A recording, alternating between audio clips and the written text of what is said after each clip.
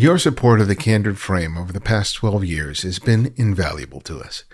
You have not only helped us produce over 400 episodes, but your donations directly helped us to create the Candid Frame app and making it available for free.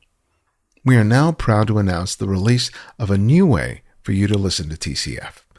We have released a new skill that is compatible with Amazon Alexa-enabled devices. Using voice commands, you can listen to the latest episodes, jump forward and back, and if you stop listening partway through an episode, it will remember where you left off. And like the Candid Frame app, it's free for users in the US and Canada. In the coming months, the skill will be available in other countries, and I'll let you know when those become available. You can help and continue to support the work that we do here by contributing as little as $2 a month to our Patreon campaign. You not only help us to meet our cost of production, but provide us the means to improve the quality of the show and do so much more. Contribute today by visiting patreon.com/The Candid Frame.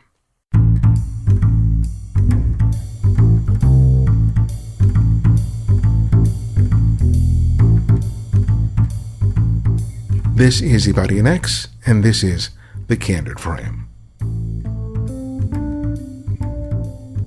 Beyond my interest in street photography, I've also had a long fascination with documentary photography. An extension of photojournalism, documentary work has allowed photographers to develop stories over time using multiple images. It used to be that magazines and newspapers would showcase such work, but with the changes in the industry, there is less space for such work on the printed page. Great work is still being produced, and it's finding its way online. But for the photographers producing the work, it has become harder and harder to earn a living.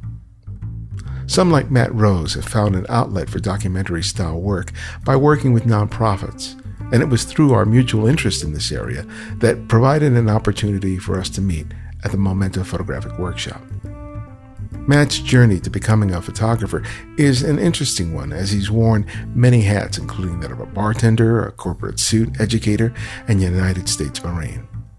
But along with his interest in storytelling, he's also found space to produce an amazing series of images on hummingbirds that he has just as much of a passion for.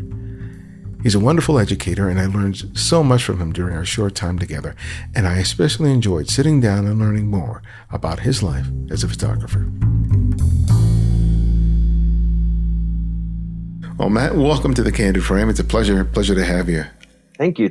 Pleasure's mine. I appreciate the invite. This is really neat. Yeah, I really enjoyed meeting you during the Momento workshop, and I told you back then I really appreciated how you and Cosima did such a splendid job.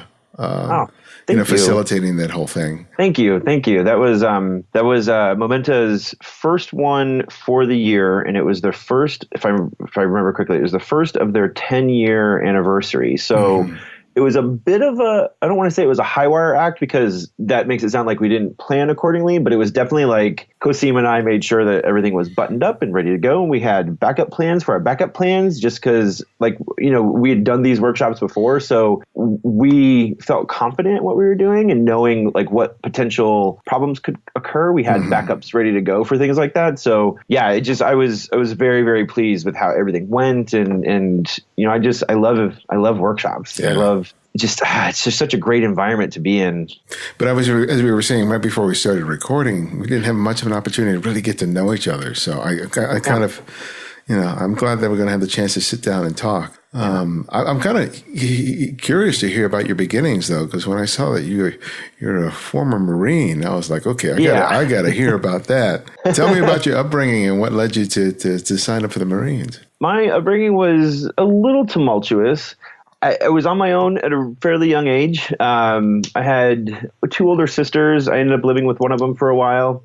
And my mother and father, they had their own set of adult problems that as a kid, you just kind of have to figure out your way through these things. And, high school was just one of those places that I was in all the advanced courses and I loved learning, but I could give a damn about my grades. I didn't do the homework. I was too busy working. I had a full-time job at a local grocery store, Winn-Dixie, for anybody that's from the South.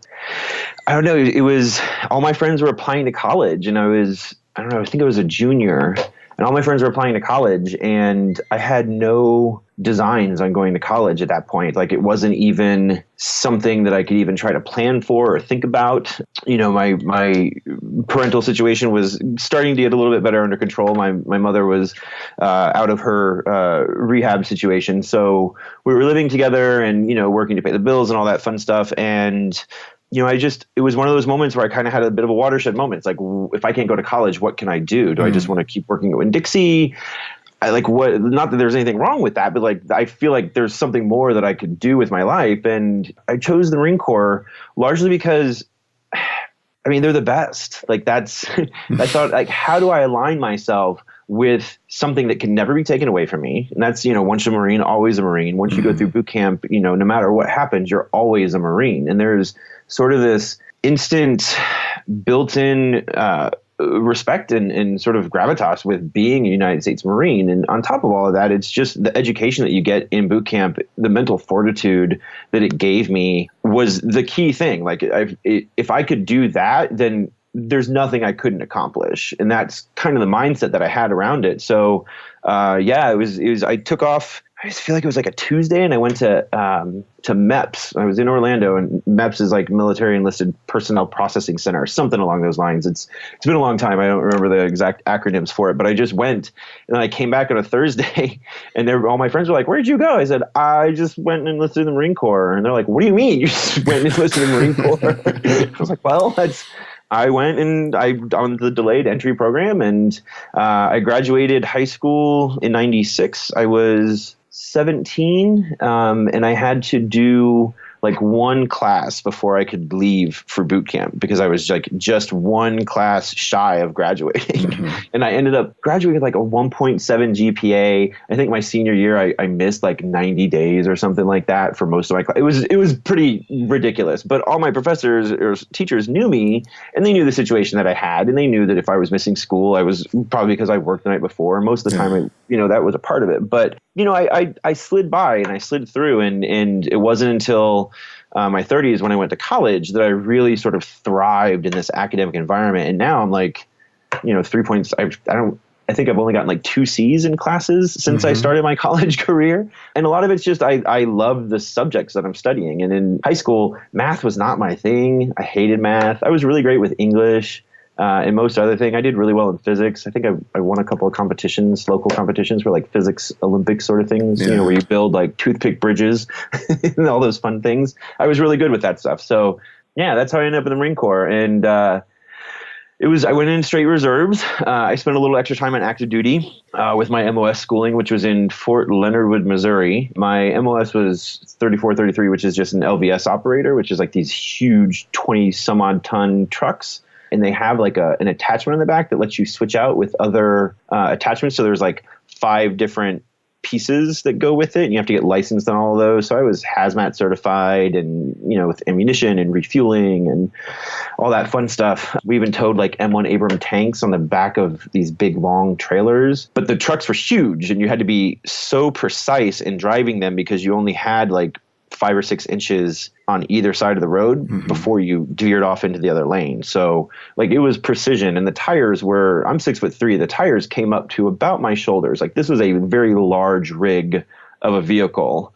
With education, it's made to be like cookie cutter. It's only one method in terms of being able to teach people. And not everyone really sort of benefits from that structure. There's some people that really thrive in it, and there are other people for whom it really just doesn't work. And it's kind of interesting to hear you say that within the confines of the traditional school culture, you really, part of it had to do with, what was happening with you at home. But I think there was something also about the institution itself that really didn't serve you, but that somehow learning, which you did when you were in the Marines, was a completely different process for you, but that really allowed you to thrive.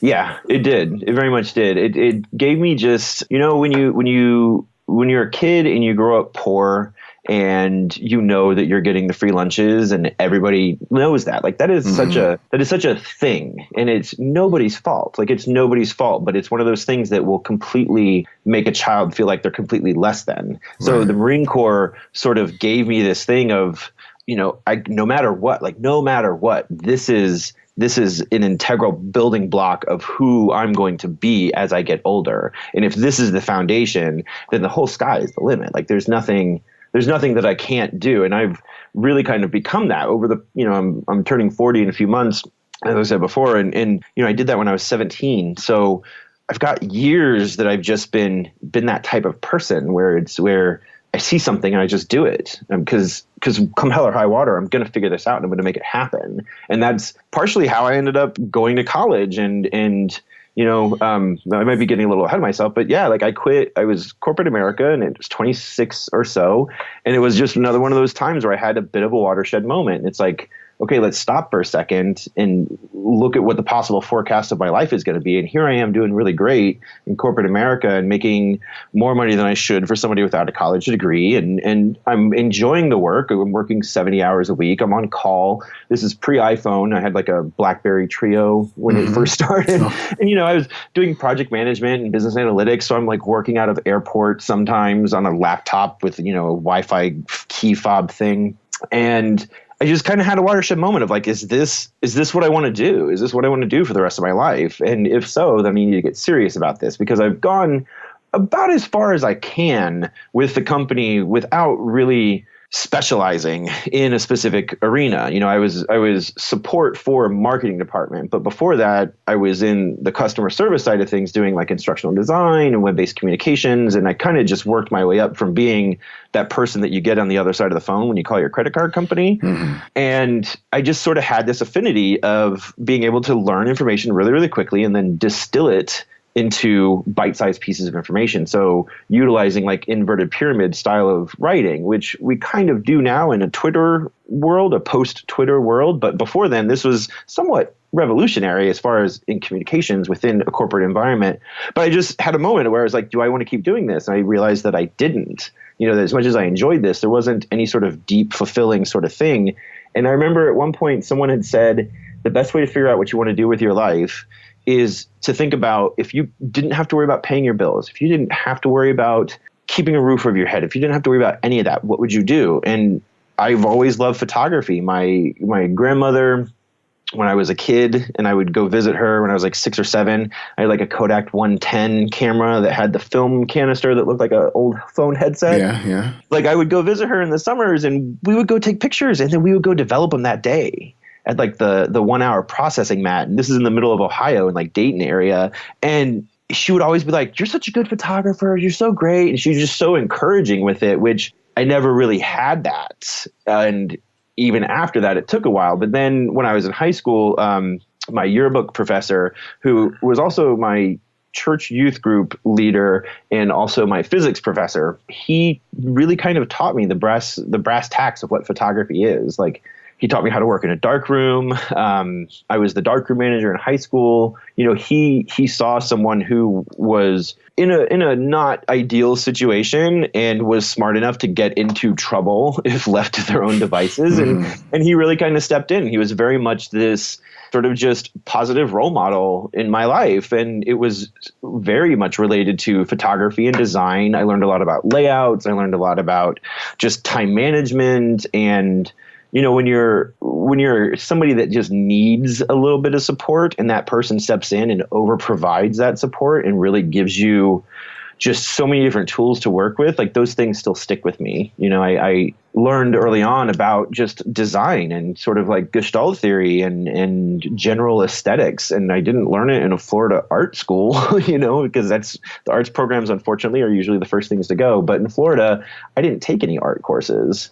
And it was all through yearbook. And it was all through late nights, me and him working on designs and layouts for the yearbook and, making sure that the photos are developed and printed and sized. And it was like a crash course in production. And it was really just, I took to it. It was such a deep seated thing. And it could have been something else. Like if it was a different professor or a different person, it might have been sports that I ended up getting into, or you know what I mean? But he was at the right time where like that emotional intelligence level I was just at to really feed on that sort of I don't know, that sort of just push in that direction. Right. So what was the allure of photojournalism as your preferred genre of photography? So when I thought about, what I wanted to do and what would be worthwhile in life, is I kind of got tired of making money for the company, which that was my job, but there wasn't any sort of like fulfilling aspect of that. And I started thinking, like, what is it that I'm leaving behind? Like, what if I were to die tomorrow? Like, what is the impact that I'm leaving behind? Like, have I left things around me for the better, or am I just like another cog in the wheel, just kind of producing the same sort of stuff that everybody else is? And I left and I moved to San Diego, and I'm like, I'm going to go start my own photo business. I'm going to just go and I'm going to start taking photos, and I'm just going to figure it out, like with what little information I had. Well, let me back up. I did take one undergrad community college photo course just to kind of like reacquaint myself with the darkroom, because it had been a little while.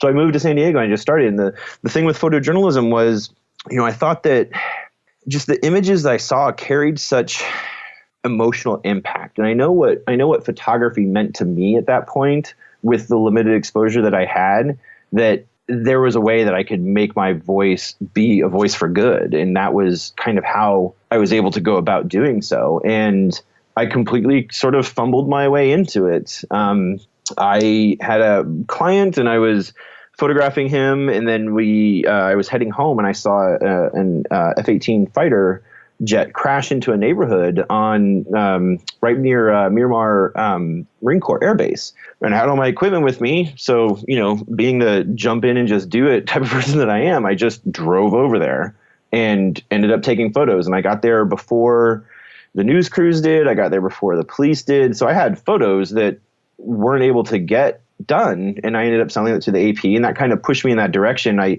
realized like the impact of that. And like once I was kind of like bitten by that bug, so to speak, because it's like, here's this image that is now being produced worldwide and it's communicating information. And I thought that was such a really, I don't know, just the power and the sort of impact that comes from that. And we all import our own meaning to the imagery that we see, but if you're able to really present it in the right sort of manner that everybody is able to get the same sort of thing from it, like that's truly powerful, and I just thought, like, here I am, just this person from Sanford, Florida, who for all intents and purposes barely made it out of high school, yet here I am doing things. And that was such a really great, fulfilling experience. And, each experience I've had with photojournalism has always sort of had that emotional return on me, like a return on investment. And it helps me with the decisions that I want to make and who I want to work with and the type of stories I want to do, because I want to make sure that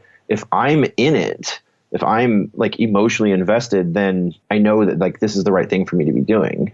You just mentioned that spot news event with the plane crashing, but it seems you gravitate a lot to storytelling, the whole idea of narrative and being able to, do more than just provide a single photograph. Can you tell me the story of one of your early story projects that you felt like that really crystallized what you were hoping to do as a photographer?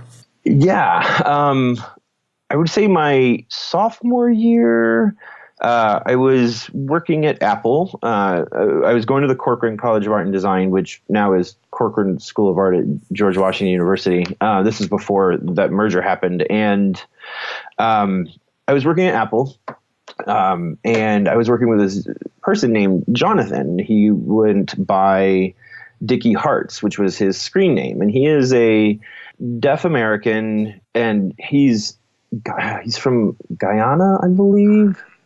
And he was just this really flamboyantly fun, awesome person to work at Apple with. And I knew a little bit of sign language, and we immediately became friends because I knew that he was deaf, and I just would sign something to him like smartass. And he's like, wait a second, you know sign language and you know how to say like that? We're going to be friends. And we just sort of became friendly. And the more I learned about him, that he's a screenwriter, he's an actor, he does performance art, and he just wears like the most outlandish things. So like he would show up to work at Apple in his Apple shirt, but his pants would be like zebra leggings with turquoise boots.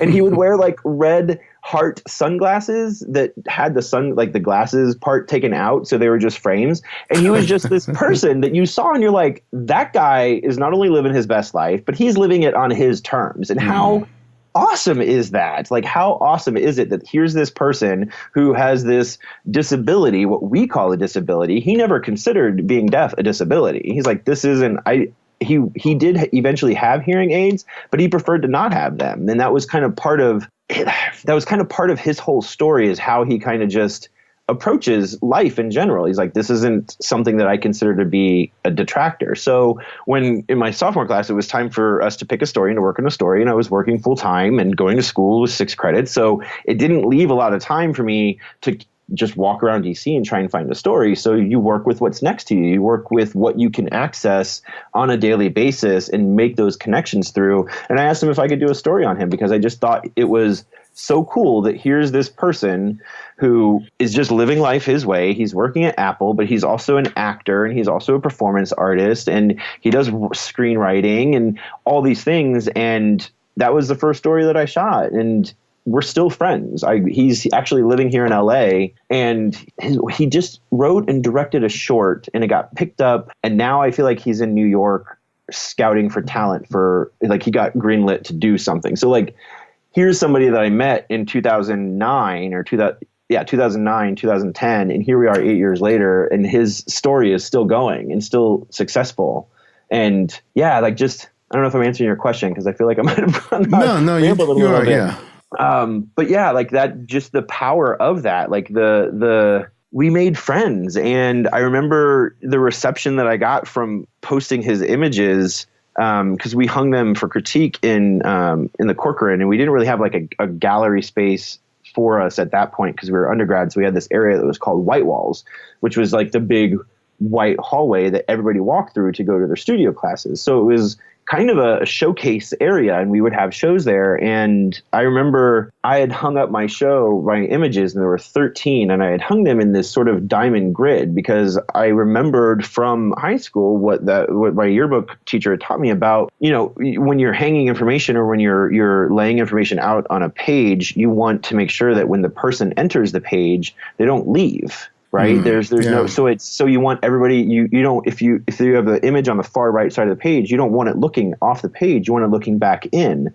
So I laid out this diamond grid of 13 images, and I wasn't even there for the critique, because I had just started working with a nonprofit called the Young Invincibles, and they had flown me out to one of their locations. So I tried to Skype in for the crit, but Louis Palou, who, is this fantastic, phenomenal photographer, photojournalist, he had made a comment about how I had hung it and about the work. And so I was having to get all this information secondhand, and I was so mad because I wasn't there. I'm like, Louis Palou, this amazing photojournalist that I look up to, and like his work is so incredible, was talking about my first attempt at photojournalism, and like in a serious sort of sense. I had shot weddings beforehand, and there's certainly a documentary quality to that. But this was me constructing a narrative and really sort of putting together, the wide, the medium, the tight, the elements of who this person is, and really trying to present like why you should give a shit about what I'm showing. Yeah.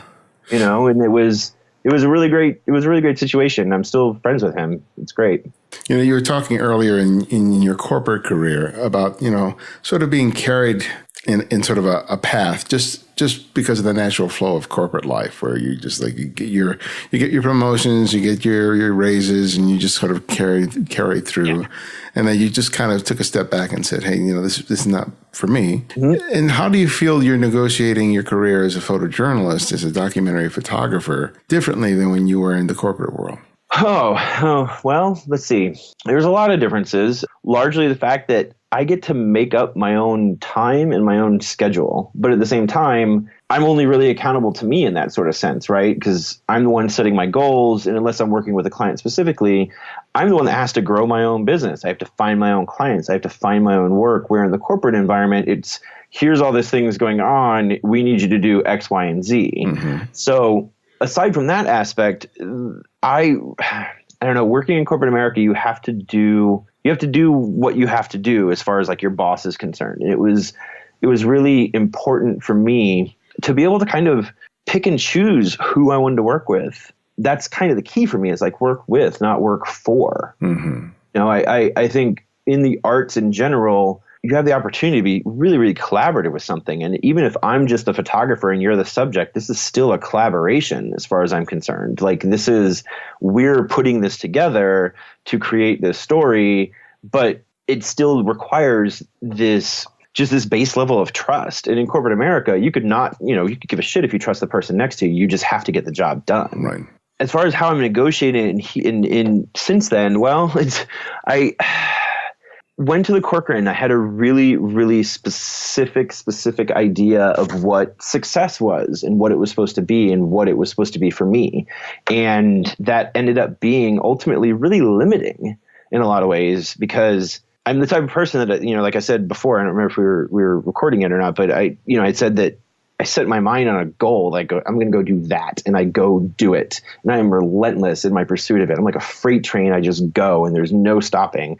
Unfortunately, sometimes you're supposed to stop, and you're supposed to go, wait a minute, should I keep going in this direction? Because here's this obstacle, and I just barreled through it and kept going. And it's like, well, maybe that obstacle, if I had stopped, would have given me a little bit more insight and wisdom in maybe going a different direction, because that obstacle is there for a reason. Maybe I shouldn't be going that way anymore. So I think that I had this idea of like, I wanted to be a conflict photographer. I was in the Marine Corps. I was going to go do this, and that was all there was to it. It was just going to be this. And I think that ended up blinding me in a lot of ways to other potential things that I'm just now sort of discovering. And I'm grateful, for that to an extent, but at the same time, I still look back and kind of go, dumbass, you should have just did X instead of Y, and maybe you'd be in a different place right now instead of trying to play catch up around it. So as far as negotiating it, I think it's moving in directions and really kind of understanding what my idea of success is. And you've heard me say it when I started the workshop, everybody's blueprint for success is completely different, and they're all valid, but your pathway to success is going to be different than my pathway to success, because success for you is different than success for me. I have a spouse. We have a lot of time available that we can spend together because we're both in the realm of academia. And that's really important to me. So my idea of success is I have Fridays where I can kind of do whatever I want because my spouse is off, and we go do things because he's not teaching. And then that means we kind of always have 3-day weekends, or we have summers off, or it's a matter of like your priorities in life and goals of happiness shifting and being able to really indulge in those and take advantage of those. And that's I think the biggest thing for me versus what I had in corporate America was, yeah, the money was real cute and I was making a lot of coin, but I was working 70 hours a week, and I was single at the time. So that was fine. I could literally see from my apartment window, I could see my office window on the other side of town. This was in Wilmington, Delaware, which is like the size of 5 blocks. So it wasn't like that big of a stretch, but I could see my office. And when I was in my office, I could see my apartment. So it was really just, I lived and worked. It was just that. And now I live and work, but it's a whole different sort of experience. It's because I'm a photographer and a photojournalist and an artist, I'm always quote unquote working because I'm always analyzing. I'm always looking at things. I'm always thinking about how this television show that I'm watching plays into the larger, cultural conversation about photography or about news. I'm a news junkie, like so much so that I had to quit Twitter years ago because I was on Twitter just nonstop because I was following great journalists and I was reading, but I had to temper that because it was becoming so, I really kind of turned myself over to this notion of this is the industry that I'm going to be part of. So I need to know everything that I can about it so I can be a subject matter expert and really get in there and do the type of things that I want to do. And it never happened the way that I intended it to happen. Yeah. And a lot of that was because I had my own expectations that weren't managed correctly as far as my self-management of them. I thought, I'll just go and I'll get a job at a paper and this, that, and the other. And it's like, well, that's not as easy as you think it is. And the newspaper industry shrunk. And these are things that I didn't know right from the get-go and only started learning like as I was in college. So it was as I was going through undergrad, it was like, oh, okay, so this landscape that I thought that I was going to be entering is really bleak right now. Yeah. And I'm not nearly as talented as half of these people that are applying for these jobs. So what's the realistic thing that's going to happen here? I'm going to move back to California and I'm going to struggle trying to find work. So what does that look like? What am I going to do? And it took a while, but it's mostly just believing that you're going to be able to do it. And that's, I think, the biggest difference from corporate America now is I answer to myself, and I have to believe that I can do something. Well, let's talk about that belief in the fact that you can do it. Because, as you said, the landscape of photojournalism, newspapers, magazines has been changing over the last 25, 30 years, and it seems to be only accelerating. So, the idea of going into photojournalism now, even as a young person, is a daunting one. But, when you're older, that's a whole new, good old worms that you're throwing in there.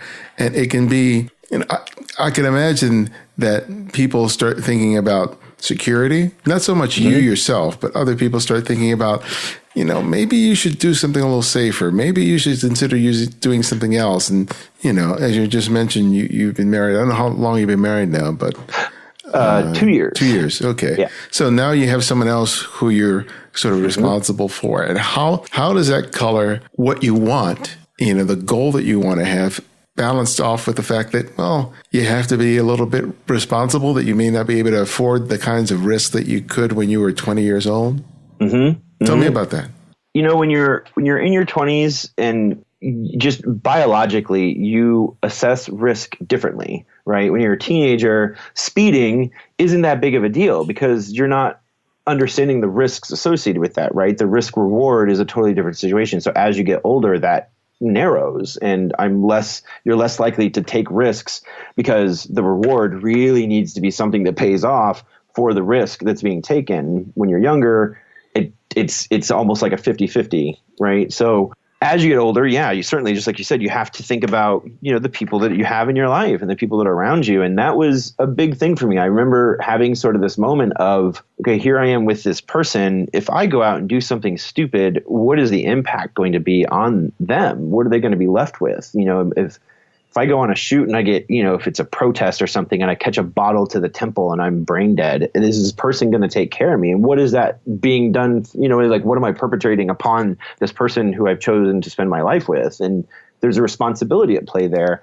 And I think when you're younger, you're less set in your ways. And I think you're more amenable to not getting the feedback that you think you should be getting. So, when I was young and in corporate America, I didn't care that this person is yelling at me and telling me that I'm doing 19 things wrong, because I know that I'm just going to come back to work tomorrow and do this 19 things right the next day. Where now, you take it a little bit differently because you have years of experience in dealing with people and with working with things, and it changes. So when I don't know, I think because of the fact that I had so much debt working from college, because it's expensive, working at a newspaper full time, making $30,000 a year or less just wasn't feasible because I had to put a roof over my head because I'm sharing a living space with somebody, and we, I have to contribute to the household. And if I'm gone 60 hours a week, making $30,000 a year, doing this thing that I really want to do and I really, really love, then what's the work-life balance? What's the trade-off there? And I think that's where I really kind of started thinking more about how is it that I can make the maximum amount of money and do the thing that I love to do, but still have the maximum amount of time available to spend with the person that I want to be with. Because realistically in life overall, it's a finite amount of time. And even as you get older, your quality of life will degrade just because that's just how nature works. That's how life works. You get older, your knees hurt, your elbows hurt. It's hard to go up and down stairs. You're not going to be able to travel the world. And, I wanted to really kind of just be able to enjoy it while I have it, if that makes sense. Yeah, it does. And working in photography has really allowed me to do that. I've had to learn kind of quickly, and this was a lesson from Louis Palou at a Northern Short course years ago, was you have to diversify your income streams. And as soon as he said that, I was like, duh, like that absolutely makes sense. How is it that is not like part and parcel of your undergrad education for working as a photographer? So how are you doing that today? I have a couple of different streams of income. It's, I have one client that's roughly about 40% of my income, and they're really great. They pay well. I make my own schedule. it's all product photography. So it's kind of just a cookie cutter sort of setup because the client wants things a specific way. But because I have various customer service skills, the clients that I'm working with on their behalf, I have great rapport with them. So, I come in, I do the shoot and I leave and it's great and I invoice them. And then I'm still open to work with nonprofits, and which I'm not doing this year. But, I have the ability to work with nonprofits, and then I teach for Momenta. And then I also teach as part of the M.F.A program at Cal-State. I teach there as well. So I have just these different avenues for income to come in, but at the same time, they're all related to photography, even though each one activates a certain area of photography for me, which works out really great because I have a ton of interests, and I love teaching, and I love teaching workshops, but teaching a 15-week college course that's intro to black and white photography is completely different than teaching a 5-day photojournalism workshop. And it's completely different than going and doing my product photography or the occasional random assignment for, somebody needs headshots, or this bank just hired a whole new set of executives and we need somebody to do corporate headshots. Or my friend, I have a friend who works in PR, and he'll side work my way sometimes. Can you do this step and repeat red carpet event tomorrow? It's yeah, that's no problem. So it all kind of, when you're freelancing, and I think any freelancer can tell you this, it's always it's a feast or famine, right? Mm-hmm. And you want to make sure that when you're feasting, that you're stocking up enough so that when that famine happens, that peaks and valleys, when that valley comes, because you never know how long that valley is going to be, you want to make sure you're just ready for it. Yeah.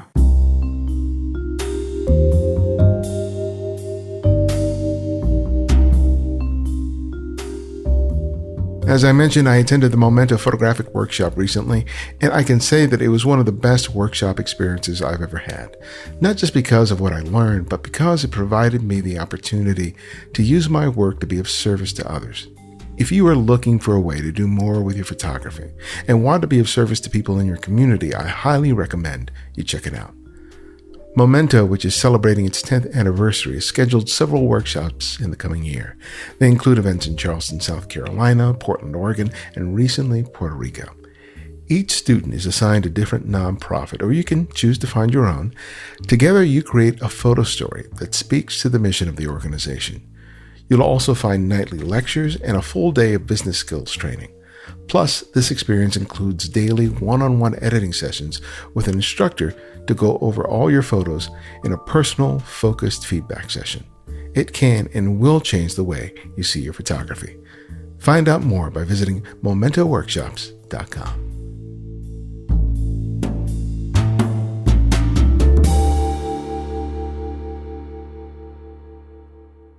When I was coming up, there was a singular vision for becoming a photographer. You would have a single career. You'd be a wedding photographer. You would be a portrait photographer. You would be a photojournalist. There wasn't this need to be diversified because the idea was that you would have a career and you would be able to sustain it over decades, because there were plenty of examples of people that were doing just that.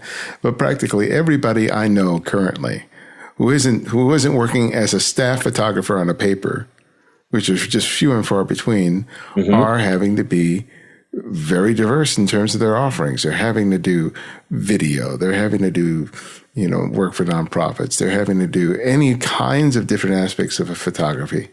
And various facets of their business to be able to stay in the game. Mm-hmm. And I think it's much more difficult because you have to, than it was in the past, just because you have to be putting on so many different hats. Mm-hmm. So when you're teaching, the young people coming up who are interested in doing this thing, how do you sort of set the stage for them? Because I hear a lot of negativity about what's happening with newspapers and what's happening in journalism, especially from people who've been around for a while and they're just saying, "Oh, it sucks. You're not getting paid." All these bad, but these young people really want to be able to do this, and they don't need, some old fogey telling them it's not like it was back in the day. You should find something else to do, kid, because they're dying on the vine everywhere. So how do you how do you be encouraging but also be realistic about their expectations? I think I'm just encouraging in my realistic approach to it. I tell them, make sure you know what you're getting into. And I explain to them, you have to think long and hard about what your idea of happiness is and why you're getting into this game. You know, when we talk about working on personal projects and we talk about, you know, there are times when you're doing photography that you're gonna be so mad and so frustrated with all the things that aren't related to actually having a camera in your hand and photographing and working with a subject. And you have to have that sort of deep-seated love and desire to carry you through the times that aren't so super fun and fabulous and exciting about photography, like when you're having to do a whole bunch of invoices or you're having to read through all of your contracts and you have to hire a lawyer and all these, and there are times where it's like, well, I just want to give all this up. But then you have to kind of dig into that emotional reserve of like, why am I doing this? So I really try to make sure that the students know, like, it's really great and fine that you love photography, right? Like you love taking pictures and you love doing that, but that's not always going to be that way. Mm-hmm. So you have to have a very real understanding that sometimes you might have to be working a second job or working part-time somewhere because that's how you have your insurance. Or that's how, you know what I mean? Like that's how you make sure that you get your teeth cleaned because otherwise you don't have dental, you know? Yeah. I don't know. I kind of just set it up for them. Like, be aware of why you're getting into this, and be okay with walking away from it if it's not what you want, and be okay with the fact that maybe you'll walk right back to it. You know, like you just have to be really in tune with who you are and what you want, and research the environment and what it is that you're getting into. You know, if you're wanting to go into news photography, take a look at that and actually look at it and go, okay, how many newspapers are there in the United States? How many staff photographers does each newspaper have? So whatever that percentage is, you need to be better or as good as that 0.00037% of the population of photographers that are going to be doing that. And those people those people that work on that are going to be some of the best that are out there. And you need to be able to make sure like you believe in yourself enough to go out there, because it's like, it's the real world and you're going to get critiques and you're going to get editors that are just doing 9,000 other things that are related to the business of putting out a paper and the responsibilities around that. And you can't go in there and cry because you didn't get a good edit. That's just life sometimes, and that sucks. And you got to take from it what was good and take from it what was bad, and understand that they're not trying to be mean to you. Like, there's not an editor out there that is trying to be mean to the new kid coming up, right? They want to make sure that if you are coming up, that you have the mettle to stay in this game and do this the way that it needs to be done. And you have to have that deep-seated love for doing it. And if you don't have that, you're gonna have a lot of speed bumps that aren't going to be enjoyable. Yeah. So tell me a little bit about the role in working with nonprofits and NGOs, because I think one of the appeals to me is the fact that I can use all these skills that I've learned, photojournalism and, you know, the writing for the magazines and stuff, and I can apply them to something else. Tell me about their importance to you. I know that this year you're not going to be doing that much of that work, but tell me about their role in not only in with respect to your business, but in terms of your creativity. I don't know. To me, nonprofits are like the ultimate do-gooders, right? Like, these are the people that literally just, they look around, they go, hey, here's this problem that nobody's doing anything about. Well, if nobody's doing anything about it, then maybe I could do something about it. And then that's their focus, is fixing the problem. Like, the nonprofit's job is to be the nonprofit and to do whatever, you know, to save the dogs or to make awareness over this issue. So a lot of the times that's such an all-encompassing thing that they don't think about media. They don't think about narrative. They don't think about how their website looks or how it is that maybe the donors will end up giving you more money if you have better visual collateral that's letting them know this is how their money's being used. And it's going to encourage them to tell their friends, like, hey, I donated X amount of dollars here. Y'all should donate money here too, because look at what they're doing. Like, my money made that happen. So there's this sort of like tangible return on the investment for the donor. A lot of the times the nonprofits don't always think about that, right? Because they're so focused on doing what they're supposed to do. And I love that about the nonprofits. I love that the nonprofits do what, like, just they do the good. And for me, photography and photojournalism specifically is the ability to really raise awareness around things and to do good in a different manner. So putting those two things together to me is like chocolate and peanut butter, right? It's a great sensation. It's a great thing. And on top of it, there's that immediate sort of just that return, that immediate return.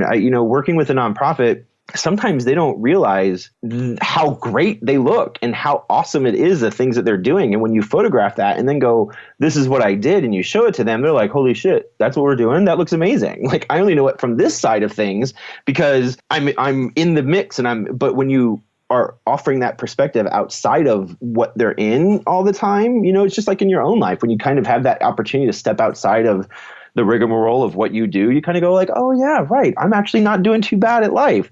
It's that same sort of thing that happens for the nonprofits in that situation. They're like, wow, we're really killing it. Like, we're doing great work. And it just sort of becomes this sort of like positive cycle of feedback in on itself. And it pushes them forward even more. So creatively, I just love partnering with nonprofits that are just doing good things. And I try to choose the nonprofits that align with the things that I'm aligned with. Could you give me an example of one in which you felt like you had a wonderful experience that they really benefited from the work that you produce?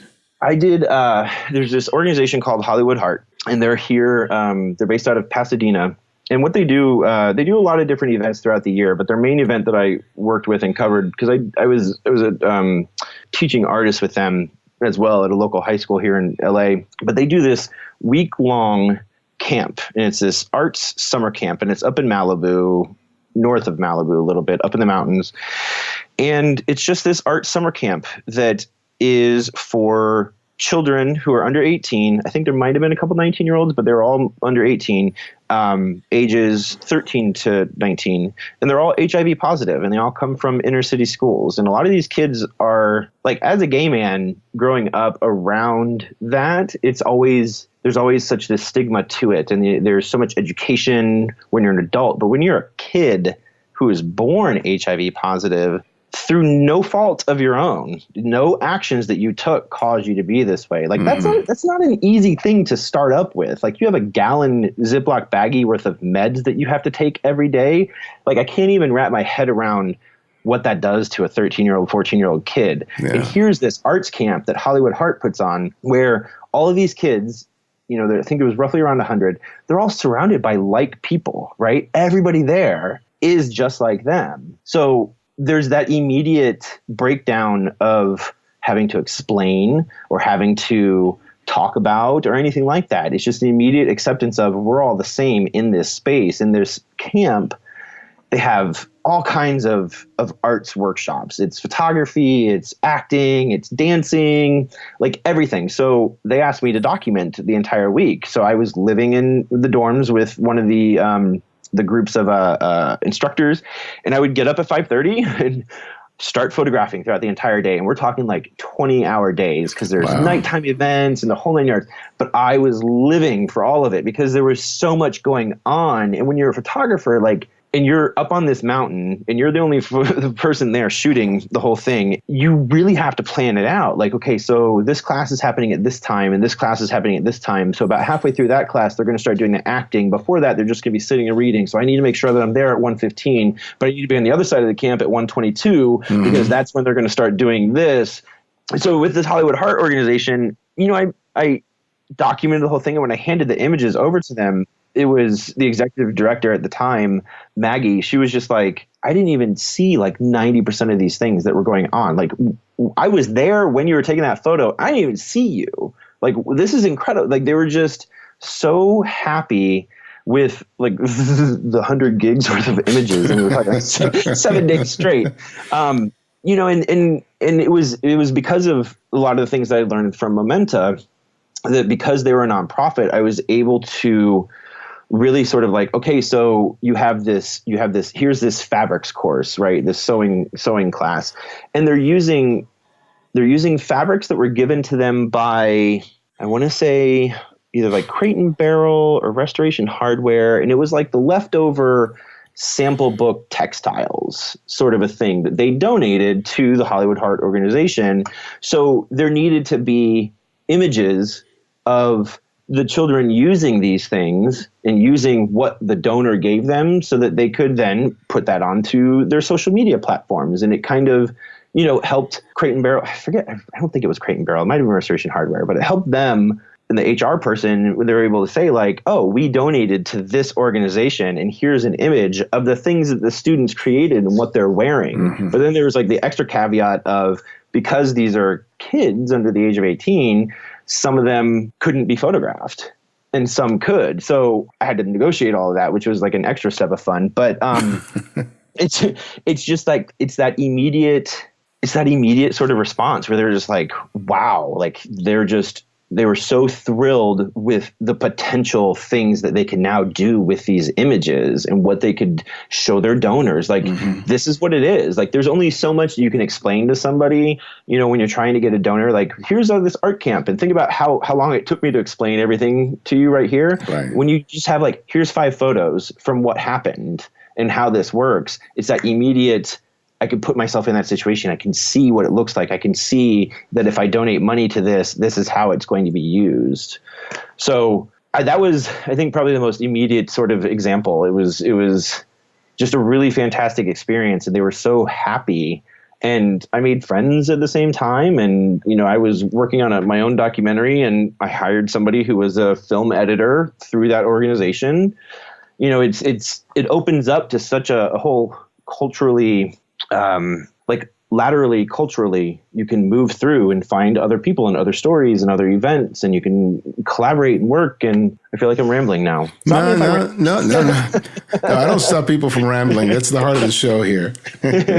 No, but I completely agree with you. It's one of the most gratifying kinds of work that you can do, because you get to see people who really, appreciate what you're doing. Mm-hmm. And then you get to see the impact that it makes across the board to the people who are benefiting from the program, the people who are putting all their time and sweat into the program to help, whether it's kids, whether it's people with disabilities or whatever the service is, you're contributing by doing something that you love. And, you can't beat that. Yeah.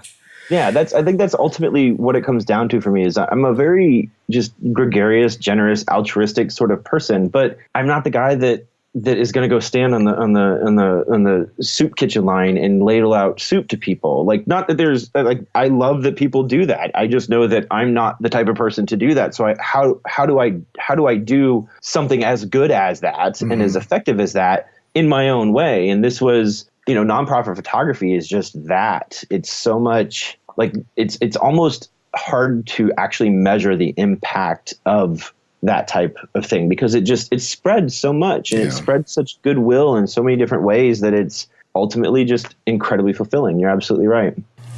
Well, Matt, what's interesting about you is as much as I haven't known you very long, but my first impression of you was just the documentary work that you were doing. And then I find out this other side of you, which I don't think you were keeping secret, but it wasn't obvious.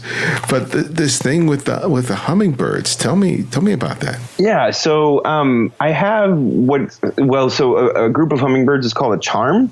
And I have roughly about a 30 to 40 hummingbird charm kind of at all times outside of my balcony. So I live on the second story of one of those old California apartment buildings, and they're just on the balcony. It's like a sort of like a corner unit sort of thing. So my balcony has a sliding glass door from the living room and then one from the bedroom, and it's just in this sort of like L-shaped situation. And there's a big tree that grows right out in that little area there. So I put out a bunch of plants one day because, I wanted to try my hand at gardening, and I noticed like 1 or 2 hummingbirds fly by. And I was like, oh, that's really cool. The little hummingbirds, I've never really seen them before. And they have this just amazing sort of presence about them because they almost defy gravity. Like they defy physics to some extent. Like they create their own pocket of air that they move within. It's really quite something. But I saw them fly by, so I started just putting out a little hummingbird feeder, and then they came to visit. And then I got a big hummingbird feeder that had like 7 seats on it. And then I noticed one day that as I was taking pictures, there was like 14 or 15 of them there. And I thought, well, that's who wants to go to a restaurant where there's only like 7 seats and there's 14 of you to go. So I picked up another feeder, and then all of a sudden I had like almost 20. And I was like, damn it, if I keep adding, then they're just going to keep showing up. Let's do that. Let's see how much I can get. So I feel like it was like a Christmas time. I had seen something on Amazon, like Perky Pet Feeders, I believe is the name. They make this tube that is like 4 feet tall or 4 feet long, not tall, 4 feet long. And it has 44 ports on it. So with those ports, there wasn't a place to sit. So every day there would just be this like cafeteria sort of setup of just birds, just like a tube, and everybody is eating on both sides of it. And I always felt bad because it's like, who wants to stand and eat all the time? I don't like doing that. And so my husband one day just made this sort of, he laser cut this thing that goes over it that has spindle holes. So then everybody started showing up and sitting, and like in the little laser cutout that he had made, it said like Matt's Diner, and it was just a cute little thing. So I thought, okay, well, I've got 44 ports and I've got all these hummingbirds. What if I get another 4-foot long feeder and hang it underneath that? This sounds increasingly like an addiction. It is a little bit. But with the long tubes, because the tube was only like 2 inches in diameter, the way that the water was spaced out, it would, or not the water, but the hummingbird solution, it would go bad quickly. So it became difficult to clean. So I actually ended up getting rid of that. But because I had gotten so many hummingbirds, I now have, depending on the volume of hummingbirds, between 3 and 4 of the large, I'd say about 32-ounce glass jars that hang with 7 seats on them. So I only have 3 out because a lot of birds will winter or overwinter where I am, just because the weather is always good for them. But right now I'm in a low migratory sort of valley of them, if you will. There's, I want to say roughly about 20 to 30 right now, but that'll increase because they're all adolescents and they're starting to mate.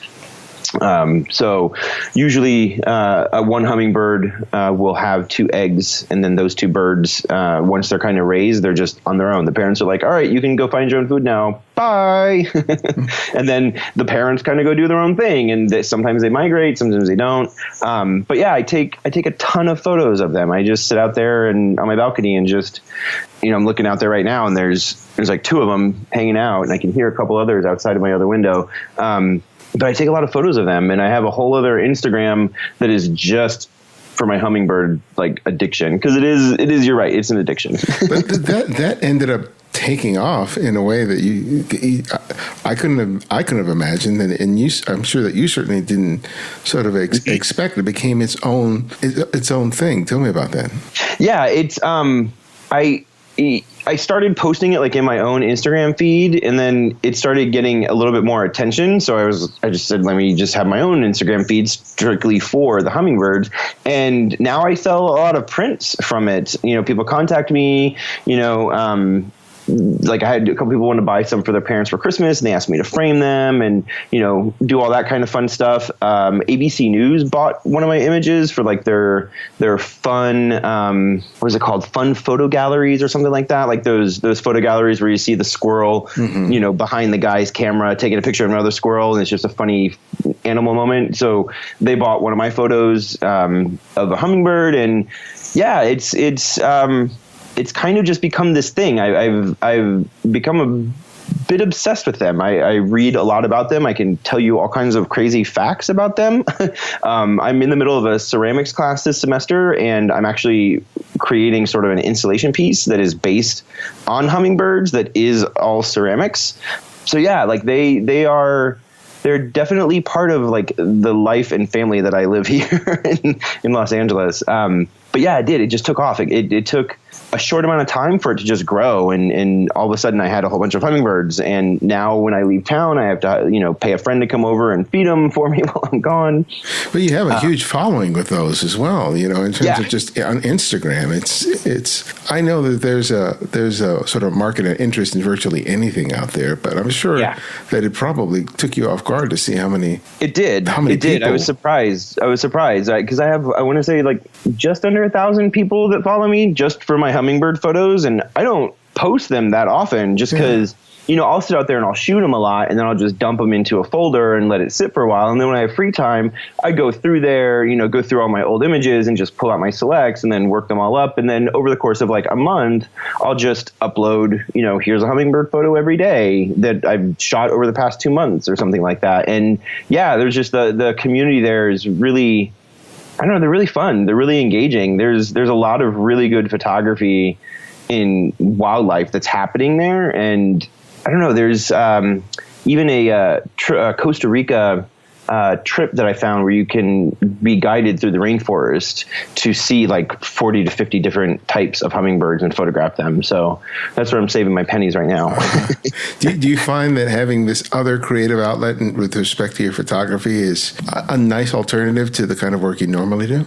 Absolutely. It's, it's a little bit, it can be a little bit like shooting fish in a barrel, just because it's the same setup all the time. And the birds, I kind of know based on, how the tree is growing in, like where they're going to end up being and where they sit. So I can usually kind of plan around that. But then there are times where it's like, okay, the light's really nice. So, or when it rains, that's, I think, is probably the most exciting, because they love like just taking a shower, and they will sit there and they will like preen out all their feathers, and they just make these really crazy sort of like puffball shapes that are super neat to photograph. So when it's raining, I'm always trying to be out there with them. And as far as like when it comes to photography, it really is.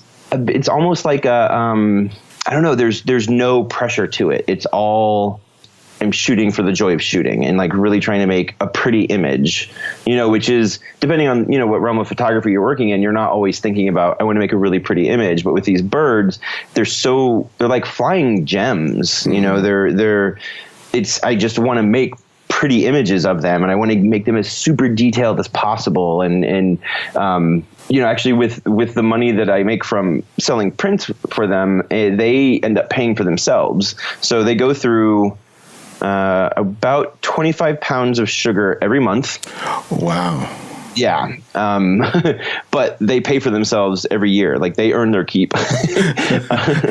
They actually, I rented one of those big, like the big Sports Illustrated photographer lenses, the Canon, like the 400, the big white one that has like, you have to have like it's a monopod just for that alone. Right, exactly. Uh-huh. I rented one of those, and I literally just sat out here for an entire weekend and did nothing but photograph them with that lens. Because I'm like, I'm spending $100 for the rental for the weekend for this lens.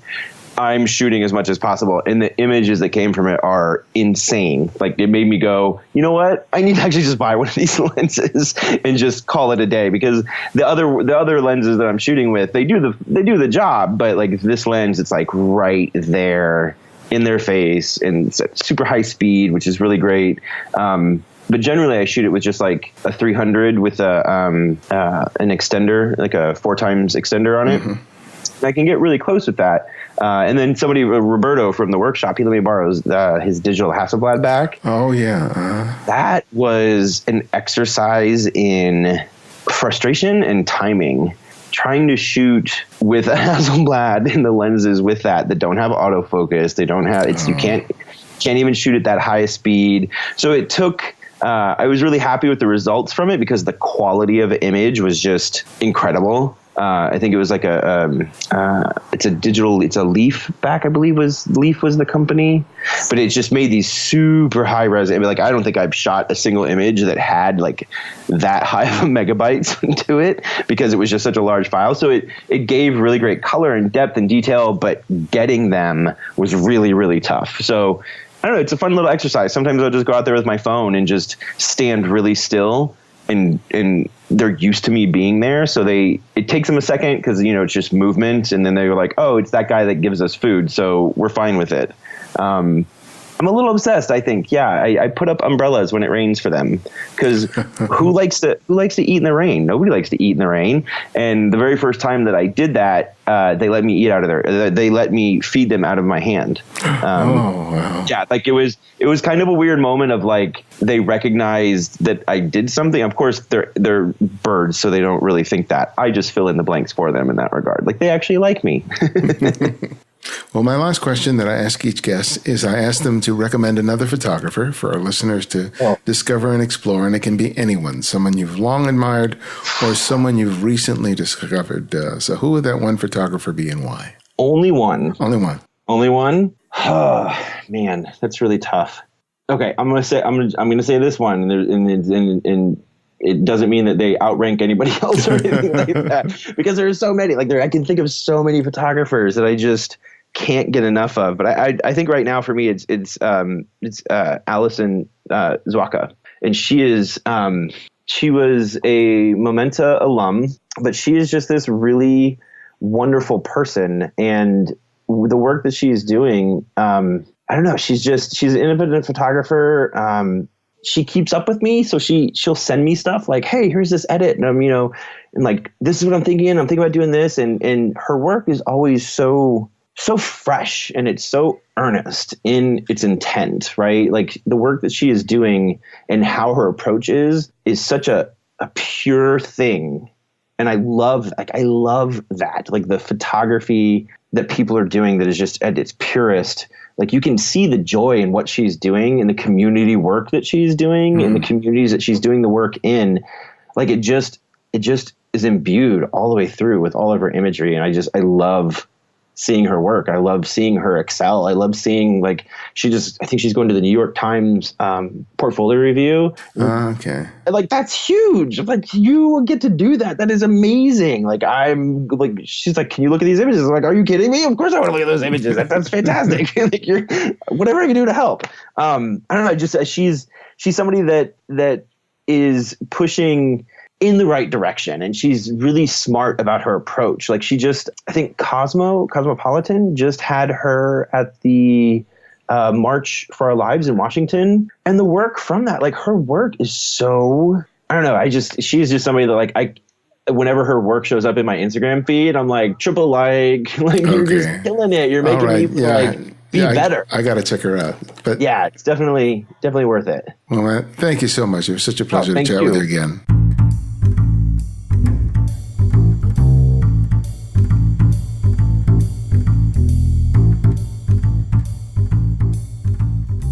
Thanks to Matt for making time for us. To find out more about Matt and his work, visit mattrosephotography.net. Also, I'll be teaching a series of workshops where I'll be teaching my personal approach to street photography. I'll be in San Francisco in June at Street Photo SF and New Orleans in October. You'll find links for each of these in the show notes and the Candid Frame website. So sign up today. I look forward to meeting some of you very soon. And you can show your support of the Candid Frame by writing a review in the iTunes Store. As people search for podcasts to listen to, these reviews can lead people to listen to us for the very first time, and that makes all the difference. So if you haven't already, please take the time to do it today. You can also support the show by making a monthly contribution through Patreon. And for as little as $2 a month, you can help us to not only meet the cost of production for the show, but allow us to improve our podcast, YouTube channel, and website. Or if you just want to make a one-time contribution to the show, you can do so via PayPal. You'll find links for both on the Candid Frame website or the show notes. Thanks to Arthur Meyerson, Aaron Jean, and William Robbins for their recent contributions. It means a lot. Thank you so much. To access our complete archive of interviews, download the free Candid Frame app, available for Apple iOS and Android. Not only will you immediately receive the latest episode on your phone or tablet, but you can now easily share your favorite episodes on your social networks and help spread the word. And if you want to drop me a line with comments or suggestions for the show, you can email me directly from the app.